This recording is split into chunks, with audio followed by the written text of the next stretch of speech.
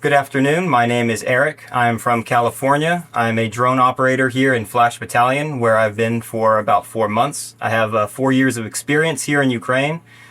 Today, we would like to talk to you about some of the things we've learned and some of the tricks we're using with our drones. We're currently expanding our program. We have 22 different nations already involved, and we're looking to get even more than that. So with our success, with what we've been able to do at the front, we're now looking to give some of our learned experiences to the new operators and potential people who will be coming here to join us. So the first thing I would like to talk about is the actual gyroscope on the drones. It's very important to remember, no matter what kind of drone you're using, if you have a gyroscope stabilized drone with a camera on it, you're probably seeing a smooth picture. If you have experience with civilian drones, you've seen this a lot, where it looks like you can get this really nice, clean picture of whatever it is you want. When you rotate, increase or decrease your altitude, no matter what, it looks like a really nice picture. But that actually has nothing to do with what the drone itself is doing. The drone is constantly maneuvering itself in order to adjust for the wind and other factors as your camera is giving you a nice, stabilized picture. So whether you're sitting inside of a tree line, taking off, or you're landing, if you're maneuvering around some obstacles, it's always important to remember what your drone itself is doing. Just because it looks like you have this nice stabilized picture, it doesn't mean that that's the reality. The picture might be very stable while the drone itself is going in a lot of different directions. So in order to not hit anything, this is something that you should really keep in mind. So the second thing I would like to talk about is the battery itself.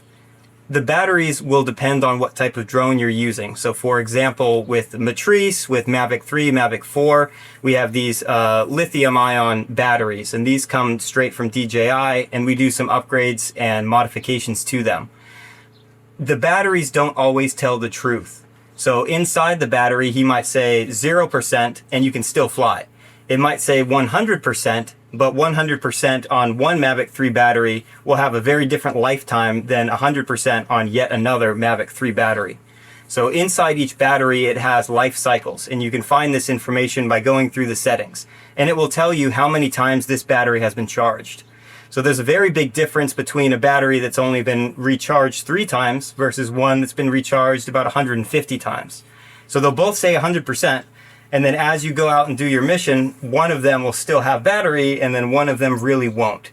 So if you were, for example, going to be doing a long-range reconnaissance mission, you want a battery that hasn't been used much. If you're doing some routine mission that doesn't matter as much, you can use a battery that has less life cycle on it. So you always want to check the batteries if it's possible to see what you're doing. With Linza, we're using 2 FPV styled batteries, and these don't have the same software, so you can't really do the same with them. So as a pilot or co-pilot, you should be marking down on the batteries how many life cycles they've gone through, so that you know, okay, these are fresh batteries, I can use these for 12 to 16 kilometer work, or, oh, these batteries have been recharged a lot, I should probably only use these for 8 to 9 kilometers. So you should always try to keep in mind what the batteries are capable of and how much they've been used. Even if it says 100%, that doesn't actually mean anything. So the third thing I would like to talk about is the limits. So with each type of antenna, you will have a certain cone. This is your radiation cone that you can use to fly, depending on frequencies and the type of antenna and the type of drone. So for the Linza, let's say it's a little narrower, and for the Mavic, let's say it's a little wider. The radiation pattern is something that you should study. You should be able to find these on Google, and you should know the limitations before you fly. There's also the radio wave theory that you should understand for how trees and certain buildings will affect your drone. So when you go out and do the missions, it's important to remember what the limitations are and never to put yourself in a position where your mission itself is using 100% of your limit. You never want your antenna as high as it could possibly go. And you never want your antenna as exposed as it could possibly be, and you never want to fly to the limit of your drone. You will very frequently encounter REB, which is electronic warfare interference with your drone. The weather conditions, your drone antenna might actually get hit by a falling tree branch. There are a lot of things that can interfere with your signal and cause you to lose your drone.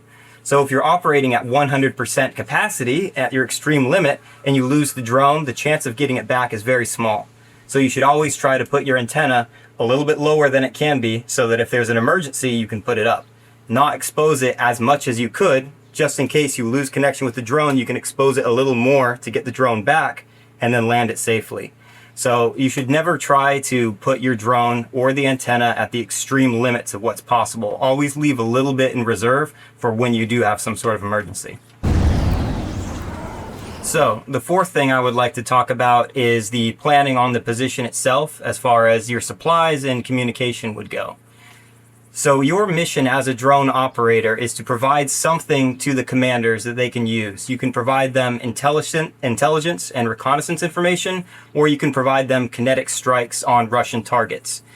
This doesn't matter very much if you can't show them what you're doing so that they understand what the battle space is. You should always have a primary means of communication, let's say a Starlink, and you should have secondary communication also from a radio system. You should have your generators to recharge your own batteries, and you should have backup systems as well, like EcoFlows if one goes down. You should know as a drone pilot, how much diesel do I need? If I'm flying this many missions today, I need to recharge this many batteries. This will require this much diesel. Do I have that? You will frequently encounter surges in Russian activity, and you'll suddenly need to increase the amount of batteries that you use. If you don't have the diesel for that, then you've just put yourself in a position where you're useless. You're on the front line and you're at risk of dying, but you're not actually able to provide the commanders with what it is that you're there to provide them. You can't do reconnaissance flights because you don't have enough diesel to charge your batteries to fly your drone. So this is something that you as a drone pilot should always be cognizant of. And we don't work alone. The drone pilot will have a second person with them, at least if not a third, providing them with information, helping them to fly the drone, managing the position.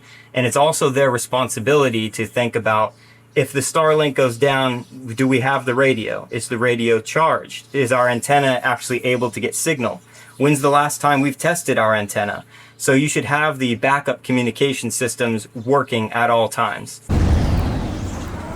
So the fifth thing I would like to talk about is planning for failure. It is very uncommon that you will go to the position for the entire length of the rotation and not have anything go wrong. Always something is going to go wrong, and it's not going to be someone else's responsibility to fix it for you. You are the one there, you are the one dealing with the situation, so it should be your responsibility first and foremost to fix it. So as a drone operator, you are flying your drone and you lose your camera, but you still have connection with the drone itself. So what are you going to do to fix it?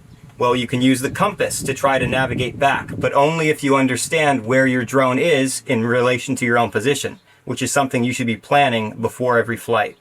Maybe you don't have that. You can also use the signal strength, and you can take the drone and fly the drone backwards towards yourself and watch the signal strength. So if it starts getting weaker, you know you're going in the wrong direction. And if it starts getting stronger, you know you're coming back home. So you can navigate with the camera, with the drone signal strength, with the compass. There's a lot of tools. But these tools are only going to help you if you plan for what you're going to do before you do it. So if you think, if I lose my camera, where will my drone be? What will my drone be doing? How much battery does my drone have? These are things you can do before, if you plan correctly, to increase the chance that you will retain your drone. My personal record is 52 flights with the Linza before I've lost the Linza. One of my compatriots has 35 flights with the Linza before he lost his Linza. So we've been able to expand this number of flights per use per drone by planning what happens if I lose the drone. How am I going to get it back? This factors in also with the communication methods and the recording methods. So if you are streaming your videos and recording your videos and you're sending these to the commander so they can see the battle space, what happens when this fails? When you lose your internet connection or your software stops working? While the drone is still flying, is there some second way that you can use to communicate?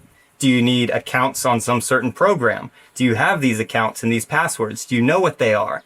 So that you can fix these during the flight and then get the commands, the footage that they need right in the time that they need it, without having to land the drone, fix everything, get back up in the air, and then go again.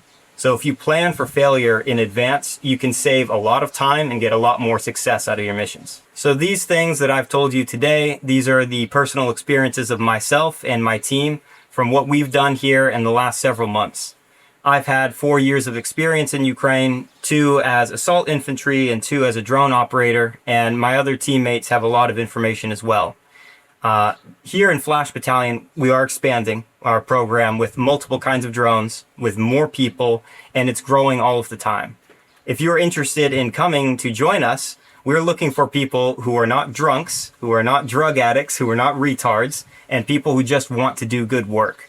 So if you're interested in doing good work and coming to a unit with people who care, we would recommend that you apply to us through our different agencies.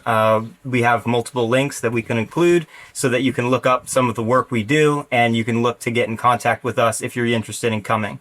We accept anybody who is not a retard and who is actually here for the right reasons to support and defend the Ukrainian people against the Russian aggression.